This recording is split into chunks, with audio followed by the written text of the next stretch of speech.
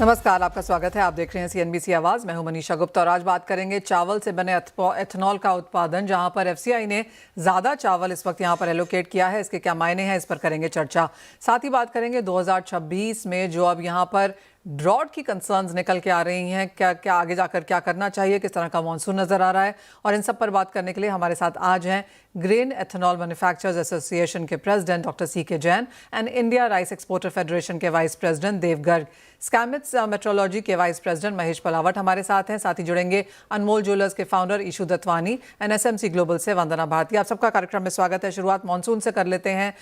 सबसे पहले महेश जी, कैसे देखते हैं मॉनसून? जिस तरह से जुलाई का महीना हमने देखा, पहला हफ्ता 40% ज़्यादा मॉनसून, दूसरा हफ्ता 50% लोअर मॉनसून, और अब इस हफ्ते में जिस तरह से हमने यहाँ पर खुलता हुआ देखा है, ओवरऑल 24% इन द डेफिशिएंसी। जुलाई कैसे बंद होता हुआ नजर आता है आपको, और आगे जाकर क्या ड्राउट की चिंताएं बढ़ जाती हैं? देखिए मनीषा, इस समय आपको जैसे आपने बताया कि 24% की डेफिशिएंसी है, जबकि जून 40% पे खत्म हुआ था। उसके बाद पहला हफ्ता काफी अच्छा निकला, लेकिन उसके बाद ब्रेक मानसून कंडीशन काफी लंबी रही, जो अमूमन एक हफ्ते की होती है, तो 11 दिन के आसपास की रही। अब ये जो मानसून थोड़ा सा एक्टिव हुआ है, जो नॉर्थ इंडिया सेंट्रल इंडिया में अच्छी बारिश होने वाली है 3-4 दिन, तो ये मेरे ख्याल से जो जुलाई का डेली एवरेज है उसी को कवर कर पाएगा, और हो सकता है कि 1-2% और इसको रिकवरी कर जाए।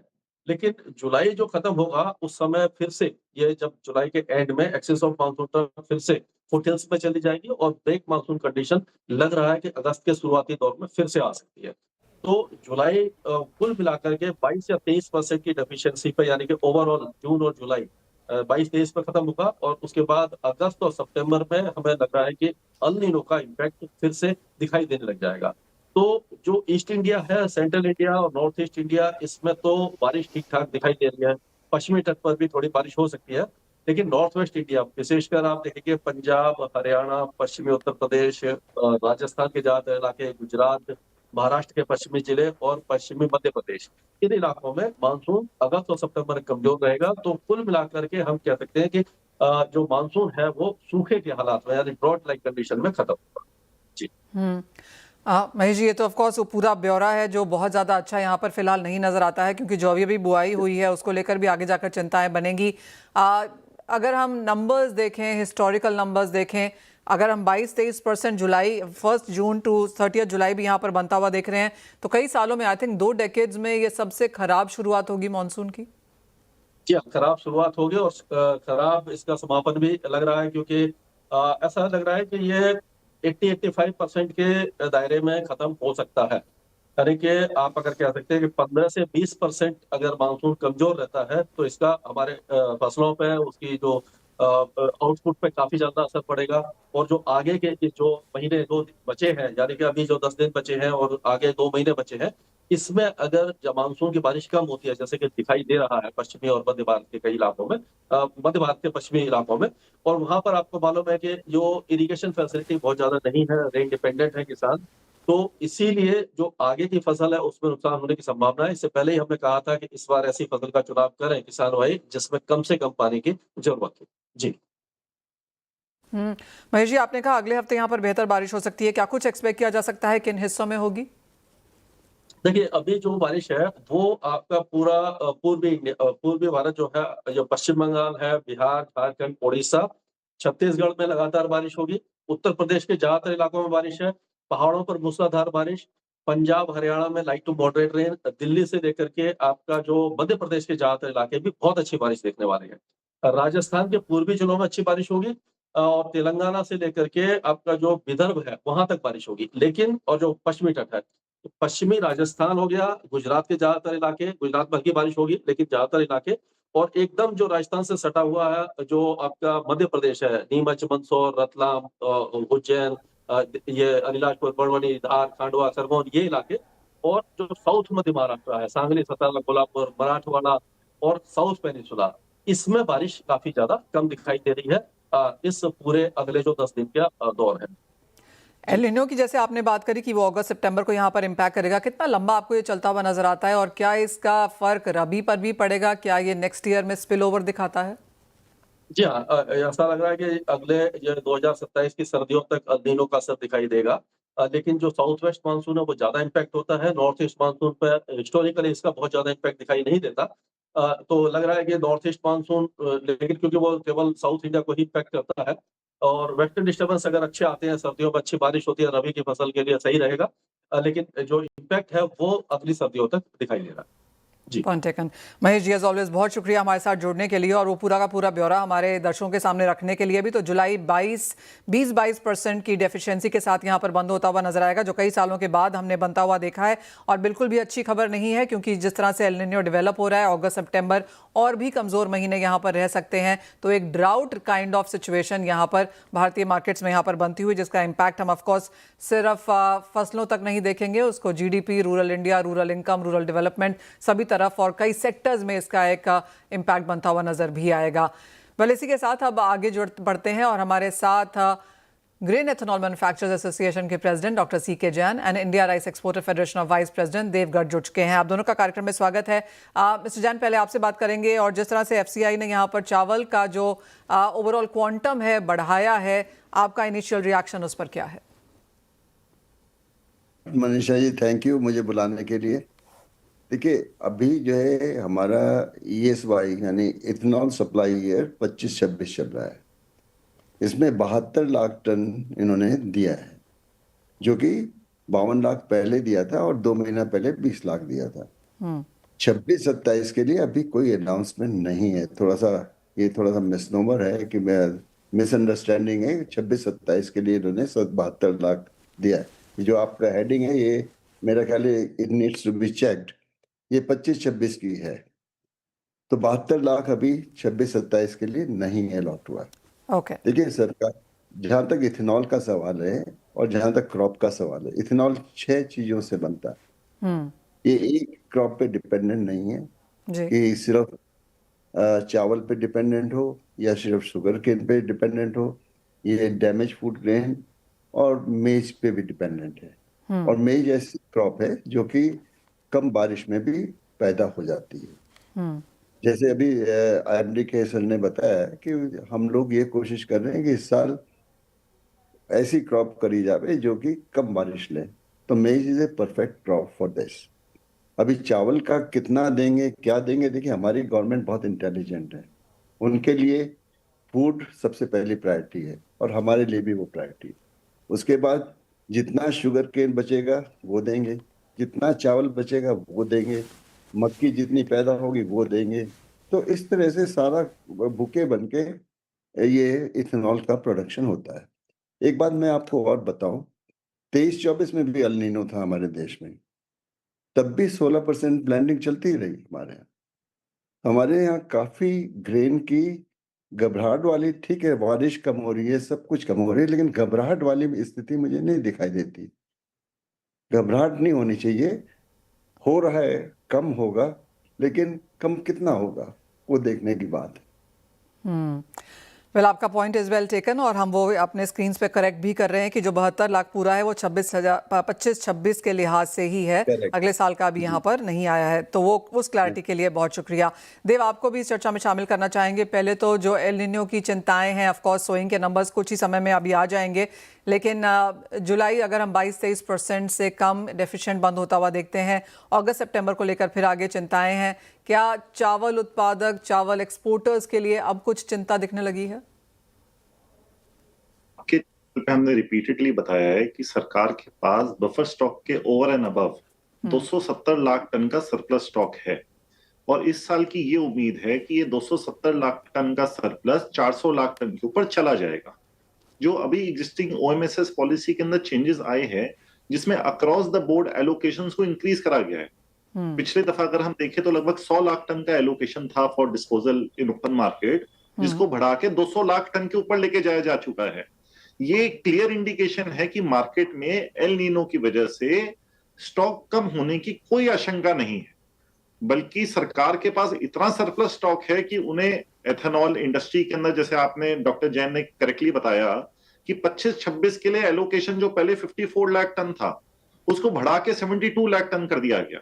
जो sale to states and corporations थी, जो पहले 16 लाख टन था, उसको 32 लाख टन कर दिया गया। तो अक्रॉस द बोर्ड लगभग एलोकेशन को डबल कर दिया गया है। इसका मतलब एफसीआई के पास जितना चावल उनके पास है उसको रखने तक की जगह नहीं है। This clearly there is no stress in the market. Rice के ऊपर कोई स्ट्रेस नहीं है, चावल पे एल नीनो का कोई इंपैक्ट नहीं है, बल्कि हमारा जो सरप्लस स्टॉक है इतने डेफिसिट मॉनसून के बावजूद उसका बढ़ने की आशंका है। क्योंकि आईएमडी की अगर रिपोर्ट्स को आप क्लोजली देखें तो जो राइस प्रोड्यूसिंग मेजर स्टेट्स है जैसे तेलंगाना, उड़ीसा, छत्तीसगढ़, इन जगहों पे डेफिसिट रेनफॉल एक्सपेक्टेड नहीं है। कुछ स्टेट्स है जो राइस प्रोड्यूसिंग है जहां पे डेफिसिट हो सकता है, बट अगर हम ओवरऑल कंट्री की बात करें तो हमारा प्रोडक्शन पिछले साल से इस साल ज्यादा होगा, क्योंकि हमारी इरिगेशन फैसिलिटीज और एग्री इंफ्रास्ट्रक्चर इतना डेवलप्ड है कई स्टेट्स के अंदर कि इसका हमारे प्रोडक्शन के ऊपर बहुत ही मिनिमल इंपैक्ट होगा। और जिस तरीके से राइस की कल्टीवेशन पूरे पैडी की कल्टीवेशन पूरे देश में इंक्रीज हो रही है, उसके कारण जो हमारा प्रोडक्शन 151 मिलियन टन का था पिछले साल, वो इस साल 153 मिलियन टन का होगा। इसका मानना यह है कि 20 लाख टन से एल नीनो के बावजूद 20 लाख टन से हमारा पैडी का उत्पाद बढ़ेगा। और जो ये अक्रॉस द बोर्ड एलोकेशंस को इंक्रीज करा गया है, ये उसका एक क्लियर कट एविडेंस है। Well absolutely Dev, it's nice कि आप हमेशा वही चीज़ रिएटरेट भी कर रहे हैं कि बहुत ज़्यादा फर्क नहीं है, और सरकार की तरफ से हमने वो स्टेप भी आता हुआ देखा है जिस तरह से यहाँ पर आवंटन बढ़ाया गया है। तो क्लियरली एज ऑफ नाउ यहाँ पर कोई चिंता नहीं है, लेकिन मौसम पर ऑफकोर्स यहाँ पर एक नज़र रखनी होगी। एक सवाल आपसे यहाँ पर मिस्टर जैन, जैसे आपने कहा कि चावल ऑफ कोर्स इकलौती चीज़ नहीं है, यहाँ पर और भी काफ़ी सारी क्रॉप्स हैं और कुछ ना कुछ यहाँ पर एथेनॉल को यहाँ पर पुश करता ही रहेगा। जिस तरह की कंसर्न्स पिछले कुछ महीनों में यहाँ पर लगातार एथेनॉल को बनती हुई नजर आई हैं, प्राइसिंग को लेकर, रिवीजन को लेकर, ब्लेंडिंग को लेकर, एज ऑफ नाउ क्या कहेंगे, कहाँ खड़े हैं हम बहुत अच्छे फुटिंग पे खड़े हैं। 20% हम लोग चल रहे हैं और आगे की सोच भी रहे हैं, और जितना सोचेंगे उतनी हम फॉरेन एक्सचेंज बचाएंगे और फार्मर्स को पैसा देंगे, इसमें कोई दो राय नहीं है। अब ये एक दो कहानियां बनती रहती हैं, सोशल मीडिया चलता रहे। आजकल टीआरपी बहुत अच्छे ले रहा है, इथेनॉल जो है बहुत अच्छी टीआरपी ले रहा है, तो इसलिए सब लोग इसमें कूद कूद के आ रहे हैं without any technical background. So we are quite hopeful कि ये जो सरकार का प्रोग्राम है, हमारी गवर्नमेंट का प्रोग्राम है इथेनॉल को E20 या उससे आगे करने का, इससे अच्छा प्रोग्राम रूरल डेवलपमेंट के लिए कोई हो नहीं सकता। और सरकार इसको करने के लिए बिल्कुल वो बाध्य है इसे करने के लिए, करेगी और इसको आगे बढ़ेगा ये प्रोग्राम, ये पीछे नहीं हटेगा। ये थोड़ी बहुत परेशानियां नए नए प्रोग्राम के लिए चलती रहती हैं, तो वो सब भी दूर होंगी। पहले भी हुआ था, पिछली बार अगस्त सितंबर में भी ये चालू हुआ था, फिर 2 महीने में डाई आउट हो गया, अब फिर दोबारा हो गया, दोबारा डाई आउट होगा। तो ये इसमें कोई घबराने की जरूरत नहीं, और कोई गलत पॉलिसी नहीं है, कोई गलत पॉलिसी नहीं है। मैं ये कह सकता हूँ, is a brilliant policy for rural development. Mister Jain, बहुत शुक्रिया साथ जुड़ने का। देव, आपका भी टू रिआइटरेट कि यहाँ पर एज ऑफ नाउ चिंताएं नहीं हैं, ना चावल को लेकर, ना बुआई को लेकर, ना स्टॉक को लेकर, ना एथेनॉल को लेकर। तो वो स्ट्रॉन्ग वॉइसेस इंडस्ट्री की तरफ से आती हुई कि कंसर्न्स एज ऑफ नाउ यहाँ पर बाजार में नहीं है। वेल, इसी चीज़ आपकी स्क्रीन पर लेके आएंगे क्योंकि चॉपिनेस यहाँ पर लगातार बनती हुई नजर आई है। सोना $4000 प्रति आउंस के आसपास, तो चांदी $55-56 एन आउंस के आसपास यहाँ पर काम करती हुई दिखी है। वंदना, जिस तरह से हम ग्लोबल डेट देख रहे हैं, दोनों तरफ से जिस तरह की स्टेटमेंट है एज ऑफ नाउ, तो ईरान की तरफ से एक पॉजिटिव स्टेटमेंट है जिसका असर हमने कच्चे तेल की प्राइसेस की गिरावट और सोने चांदी में बाइंग में आता हुआ नजर आया है। लेकिन ये डे टू डे ट्वीट्स के ऊपर और दोनों कंट्रीज की स्टेटमेंट्स के ऊपर जाकर टिक गया है। जी मनीषा, और वहां से रिएक्शन आता है और बिल्कुल इमीडिएट रिएक्शन आता है। मुझे लग रहा है कि फॉर द टाइमिंग $4000 गोल्ड के लिए और $55 सिल्वर के लिए एक साइकोलॉजिकल सपोर्ट बन गया है, और इससे नीचे प्राइसेस नहीं आएगा ये जरूरी नहीं है, लेकिन यहाँ से इतनी बात तो तय है कि $5600 के बाद जब 4000 आ गई है तो यहाँ से फॉल अब लिमिटेड थोड़ा सा हो गया। दूसरी चीज ये कि इंस्टीट्यूशनल बाइंग की अब हल्की यहाँ पे शुरुआत हो चुकी है, चाइना सेंट्रल बैंक से भी बाइंग कर रहा है, और एक अर्ली इंडिकेशन यहाँ पे मनीषा देखने को मिला, जैसे $85 के करीब यहाँ पे इससे ऊपर इनफैक्ट क्रूड ऑयल गया, लेकिन आज हम लोगों ने गोल्ड और सिल्वर में वो फॉल आता हुआ नहीं देखा, वो पैनिक नहीं देखा, रादर एक रिकवरी थी मार्केट में। तो मुझे लग रहा है कि अब रिएक्शंस जो है वो पॉजिटिव साइड है, और ये कंफर्टेबल जोन है जहाँ पे कि ETF बायर्स पे रिटर्न आ सकते हैं। तो मेरे ख्याल से इस हफ्ते 4080 काफी इंपॉर्टेंट लेवल होगा सोना के लिए, अगर इससे ऊपर क्लोजिंग होती है तो $4150 और हमारे यहाँ 1,44,000 तक के लेवल्स आ सकते हैं। जबकि सिल्वर में मुझे लग रहा है, according to gold silver ratio, मुझे लग रहा है कि सिल्वर थोड़ा सा आउट परफॉर्म करती हुई नजर आएगी, क्योंकि स्टेटमेंट यहाँ पे पॉजिटिव आया है। तो $61 मुझे सिल्वर लग रहा है, और भारतीय बाजार में मुझे लग रहा है कि एक बारी 2,28,000 30,000 वाला एक जोन आना चाहिए। तो ये हफ्ता रिकवरी का हफ्ता हो सकता है।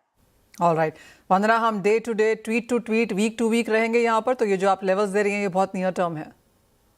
जी, मुझे लग रहा है कि ये बहुत नियर टर्म है, लेकिन जिस तरीके से स्टेटमेंट बदलते हैं, यहाँ पे थोड़ा-सा लंबा टारगेट देना मुश्किल हो रहा है। लेकिन मुझे मनीषा ये लग रहा है कि 4,000 अल्टीमेटली $3,900 ये एक अल्टीमेट सपोर्ट होना चाहिए गोल्ड के लिए, और $51 होना चाहिए सिल्वर के लिए। तो हायर साइड का टारगेट यहाँ पे ज़्यादा बन रहा है, रादर कि हम डाउनसाइड रिस्क अब यहाँ पे कम होता हुआ दिख रहा है। तो रिस्क रिवॉर्ड रेशियो यहाँ पे पॉजिटिव बनता हुआ नज़र आ रहा है। Point taken. इशू, जिस तरह से गोल्ड प्राइसेस हैं, I can't remember last time ऐसा हुआ हो कि हम ट्वीट टू ट्वीट यहाँ पर अपनी आउटलुक चेंज करते हुए नजर आ रहे थे। किस तरह से इतने वॉलेटाइल प्राइसेस में सबसे पहले तो बिजनेस करना है? तो देखिए, मई और जून वैसे भी थोड़ा, लोग आजकल बहुत ट्रैवल करते हैं, तो वैसे भी थोड़ा लो सीजन चलता है। लेकिन अभी शादी के जो ब्राइड्स और फैमिलीज हैं, उनका आना शुरू हो गया है। रेकी भी शुरू हो गई है और सॉफ्ट बाइंग भी शुरू हो गई है। तो एक स्टेबिलिटी लग रही है अभी गोल्ड के रेट में। और जो पहले बहुत ही फ्लक्चुएशन जो बहुत ज्यादा हो रहा था, क्योंकि अभी थोड़ा है फ्लक्चुएशन, स्टेबिलिटी दिख रही है, तो क्लाइंट्स को कॉन्फिडेंस जो है वो अभी ज्यादा है। और ऑन ग्राउंड हम ये देख रहे हैं कि काम एक्चुअली में बढ़ रहा है। मतलब अभी नॉर्मली जुलाई में इतनी सेल नहीं होती है जो अब हो रही है। लास्ट करीब हफ्ते 10 दिन से अच्छी मूवमेंट है, फुटफॉल्स अच्छे हैं और सेल्स भी अच्छे हैं। और ब्राइडल क्लाइंट्स जो हैं रेकी करने के लिए वो बहुत ही स्ट्रांगली आ रहे हैं, आउट ऑफ टाउन से भी आ रहे हैं, बॉम्बे से आ रहे हैं। तो आगे लग रहा है कि काम अच्छा होगा। एक और चीज़ जो इशू लोग एक्सपेक्ट कर रहे हैं वो ये कि लोगों ने पिछले 3-1 महीने में खरीदारी नहीं करी है, प्राइसेस अब स्टेबल हो गए हैं, नीचे की तरफ भी हैं। एक वेंजेंस बाइंग आता हुआ देखेंगे हम, या फिर आपको लगता है जस्ट अबाउट ब्रेक इवन है? वेंजेंस बाइंग शायद ना भी हो, पर अगर जो बजट बनाया हुआ है फैमिलीज ने वो भी कर ले तो भी अच्छा ही होगा। तो वेंजेंस बाइंग होने को तो खैर हो सकता है, कोई उसमें वो टाइम से ही पता लगेगा। बट ऐसे लग रहा है कि सीजन जो है अभी इस बार अच्छा जाएगा। जो पिछले लास्ट 2 साल में हमने एक्चुअली में in volume, in weight terms हमने काफी गिरावट देखी थी जो लास्ट 2 साल के ब्राइडल सीजन में। इस साल लगता है कि वो शायद गिरावट नहीं, पर थोड़ा positive, even in weight terms जो है पिछले 2 सालों से बेटर हो, और वैल्यू वाइज भी अच्छा ही होगा। इशू, जो ये मॉनसून कंसर्न्स हैं उसका एक इम्पैक्ट देखते हैं tier 2 tier 3 cities rural India से? ऑनेस्टली हम बॉम्बे में बैठे हैं तो हमको तो वो नहीं दिखता, पर हमारे पास अभी इस महीने में लास्ट 2 हफ्ते में एटलीस्ट 3 या 4 क्लाइंट्स आए हैं जो स्मॉलर टाउन से आए हैं, पर उनके यहाँ भी वो कंसर्न नहीं हमको लग रहा था। बट अभी जो प्रोफाइल हो गई है गोल्ड बाइंग की, वो एक लेवल से जो सेगमेंट है उनको मेरे ख्याल से इससे इतना फर्क पड़ेगा नहीं। Well, absolutely luxury buying and bridal buying को शायद बिल्कुल फर्क ना पड़े, लेकिन इन्वेस्टमेंट एंड वॉक-इन्स में शायद हम यहाँ पर एक गिरावट आता हुआ देखें। इशू ऑल्सो, जब ज्वेलरी की बात यहाँ पर हो रही है तो अभी भी क्या हम हायर कैरेटेजेस गोल्ड देख रहे हैं या फिर स्टडेड लो कैरेटेजेस पे जा रहे हैं? जहां तक 22 कैरेट प्लेन गोल्ड ज्वेलरी की बात है तो वो 22 कैरेट ही चल रहा है। हाँ, अभी 18 कैरेट जो फैंसी चीजें हैं, जो इटालियन लुक अब बहुत अच्छा हम इधर इंडिया में बना रहे हैं, तो वो काम अच्छा चल रहा है। पर प्लेन में 18 के नीचे हम तो बिल्कुल नहीं कर रहे हैं और क्लाइंट्स मांग भी नहीं रहे हैं। जहां तक स्टडेड ज्वेलरी की बात है, वो पहले बहुत 18 में ही चलता था, अभी वो 14 में हम कर रहे हैं और उसका एक्सेप्टेंस बहुत अच्छा है क्लाइंट का। कोई ब्रांड्स हैं जिन्होंने 9 कैरेट में भी शुरू किया है, पर हम उस एरिया में हम नहीं जा रहे, उस जोन में। हम लोग 14 कैरेट में ही कर रहे हैं और उसमें हमको कोई तकलीफ नहीं आ रही है। क्लाइंट्स की एक्सेप्टेंस बहुत अच्छी है। बल्कि अब कोई क्लाइंट्स तो 18 मांग रहे हैं कि अभी प्राइस थोड़ा स्टेबल है, हमको अगर कोई हायर वैल्यू वाली आइटम है तो हमको 18 में चाहिए। In fact we are seeing that again, जो थोड़ा 1-2 साल नहीं दिख रहा था, अभी 18 इंच स्टडेड ज्वेलरी भी लोग मांग रहे हैं। बहुत शुक्रिया इशू साथ जुड़ने के लिए। तो क्लियरली जहां तक डिमांड की बात है, जुलाई में पिकअप होना शुरू हुई है और जैसे कहा गया कि प्योर गोल्ड सिर्फ 22 कैरेट में, स्टडेड ज्वेलरी ऑफ कोर्स कैरेटेज में नीचे गई है, लेकिन ये महीना और यहां से शुरुआत अब बेहतर होती हुई नजर आ रही है। वंदना, आप कैसे देखती हैं ओवरऑल मेटल के प्राइसेस को, क्योंकि गोल्ड सिल्वर में जैसे आपने कहा कि नीचे कम ऊपर ज़्यादा रोड खुलती हुई नजर आई है, लेकिन जहां तक बेस मेटल्स की बात है, कॉपर में सपोर्ट है, आज जिंक में बाइंग देखने को मिली है। एक्चुअली ईरान की स्टेटमेंट के बाद एक टर्न अराउंड आया है, क्या buying opportunities in current levels पे ढूंढनी चाहिए? जी मनीषा, मुझे लग रहा है क्योंकि वहीं से क्रूड में यह गिरावट आई है और वहीं से बेस मेटल और हम लोगों ने मेटल्स में यहाँ पे बाइंग आता देखा है। प्रेशियस मेटल में 1312 के करीब यहाँ पे बाइंग रिकमेंडेशन रहेगी। करंट मार्केट प्राइस पे ही एक छोटा सा टारगेट लेना होगा 1318 का। सिर्फ 12 पे बाइंग, 18 पे टारगेट रहेगा 6 रुपए का। स्टॉप लॉस लगाना होगा 1309 का। दूसरी कमोडिटी जो बहुत स्ट्रॉन्ग कमोडिटी है इस काउंटर की, वो है जिंक। जिंक ने अभी भी अपना सपोर्ट जो है वो तोड़ा नहीं है, ब्रीच नहीं किया 372 का। मुझे लग रहा है यहाँ बाइंग रिटर्न आ रही है, तो एक बार 375 पे बाइंग करनी चाहिए 380 के टारगेट के लिए, और स्टॉप लॉस लगाना होगा 372.5 का। मुझे लग रहा है कि इस बार 380 का जो रेंज है वो ब्रीच होना चाहिए। एग्रीकल्चर कमोडिटीज को लेकर वंदना, क्या सेंस है गिवन द फैक्ट कि मॉनसून यहाँ पर काफ़ी वीक है? अगला हफ्ता सभी कह रहे हैं, आईएमडी और स्काईमेट दोनों ही, कि अगला हफ्ता बहुत अच्छी बारिश हो सकती है, तो शायद उसका कुछ फ़ायदा यहाँ पर बुआई के हिसाब से नज़र आए। लेकिन लॉन्गर टर्म जो चिंताएं हैं उसके लिहाज से कैसे देखेंगी एग्रीकल्चर? मुझे लग रहा है कि सबसे ज्यादा रिएक्शन ग्वार में तो आ चुका है और हम लोगों ने स्पाइसेस में आता हुआ देखा है। स्पाइसेस में बहुत अच्छी मूव आई है, और स्पाइसेस की बात करें तो मुझे लग रहा है कि जैसे कि हम लोग प्रेशियस मेटल में बोल रहे हैं कि रिस्क रिवॉर्ड रेशियो अच्छा है, वो यहाँ पे जीरा में मुझे दिखता है। और वहां मुझे लग रहा है कि एक बार 23,000 तक के जो लेवल्स है वो आता हुआ दिखाई दे सकता है। हम यहाँ पे जा रहे हैं, एक बारी मानसून सीजन से एंटर कर रहे हैं, फेस्टिव सीजन से एंटर करेंगे वेडिंग सीजन पे। ये एक बहुत पीक डिमांड टाइम होता है, और वेडिंग सीजन से फिर हमारा विंटर वाला समय भी आएगा। मुझे ऐसे में लग रहा है कि स्पाइसेस एक अच्छा काउंटर यहाँ पे हो सकता है। और दूसरी चीज यहाँ पे है, एक बार मुझे सोयाबीन प्राइसेस जो है वो मुझे लग रहा है कि एक हायर साइड जाता हुआ दिखाई दे सकता है। तो अल्टीमेटली मुझे लग रहा है कि 5 to 6% का जो इजाफा है वो हम यहाँ पे सोयाबीन प्राइसेस पे आता हुआ देख सकते हैं। तो ऑयल सीड एक कंसर्न फिलहाल यहाँ पे होता हुआ दिखाई दे रहा है। एंड वंदना, साथ ही साथ कच्चे तेल पर आएंगे फाइनली। यहाँ पर आपको क्या लगता है, जिस तरह के मूव्स देखने को मिले हैं, आज हमने 91 का हाई और फिलहाल 88 का लो बनता हुआ देखा है इंट्राडे मार्केट्स में? जी मुझे लग रहा है कि ज्यादा इसमें डाउनसाइड पे नहीं जाना चाहिए। एक बारी मुझे लग रहा है कि $78 तक एक रिएक्शन आएगा डाउनसाइड का, क्योंकि अल्टीमेटली इस बार स्टेटमेंट ईरान ने दिया है तो ये वेटेज मार्केट ज्यादा देखता है। तो $78 तक मुझे लग रहा है एक डाउनसाइड यहाँ पे आना चाहिए। अपने बाजार में बात करूँ तो ये रिफ्लेक्ट होना चाहिए कहीं ना कहीं 7700 के करीब।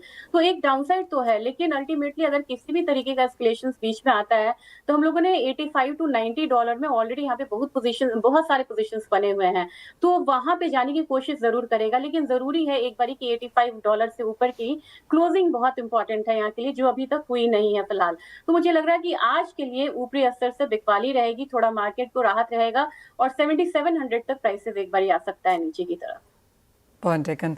वंदना, बहुत शुक्रिया साथ जोड़ने के लिए। तो क्लियरली 7900 के लेवल्स फिलहाल यहाँ पर क्रूड में हैं, जो वंदना को लगता है कि 7700 हम एक बार आता हुआ देख सकते हैं। कुछ मुनाफा वसूली है, लेकिन जैसे कहा गया कि डाउनसाइड लिमिटेड है, अपसाइड भी शायद यहाँ पर कैप होती हुई नजर आई है, जिस तरह की स्टेटमेंट हमने ईरान की तरफ से यहाँ पर बनते हुए देखी। आपको याद दिला दें कि पिछले हफ्ते 11% की तेजी के बाद आज हमने कच्चे तेल में करीबन 3.5% की तेजी के साथ कारोबार खुलता हुआ देखा था। उसके बाद अच्छी खासी मुनाफा वसूली यहाँ पर मार्केट्स में, और जस्ट अबाउट 0.25% की तेजी अब यहाँ पर बाकी बची है। ये सारा का सारा ईरान की स्टेटमेंट के बाद है, जहां पर उन्होंने कहा कि नेगोशिएटिंग टेबल पर फिर से शायद लौट सकते हैं, यूएस के साथ बातचीत हो सकती है। तो एक क्लैरिटी यहां पर मार्केट्स में इस बात को लेकर है कि एक फुल ब्लोन वॉर शायद हम होता हुआ ना देखें, इवन एज ये एस्केलेशंस आएंगे। लेकिन दोनों ही कंट्रीज यहां पर इसे चाहती नहीं है, बातचीत की तरफ जाना चाहती हैं। ऑफकोर्स जिस तरह की स्टेटमेंट्स यहां पर ट्वीट पर निकल के आती हैं, उसका इंपैक्ट हम यहां पर प्राइसेस में लगातार बनता हुआ देखते भी रहते हैं।